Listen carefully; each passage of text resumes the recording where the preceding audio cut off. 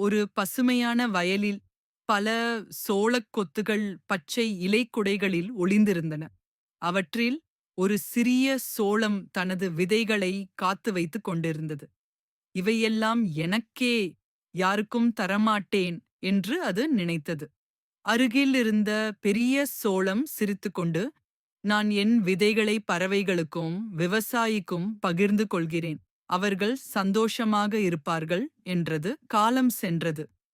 பெரிய சோளத்தின் விதைகள் மண்ணில் விழுந்து புதிய சோளத் தாவரங்களாக முளைத்தன. ஆனால் சிறிய சோளம் பகிராமல் இருந்ததால் அதன் விதைகள் பழுதடைந்தன.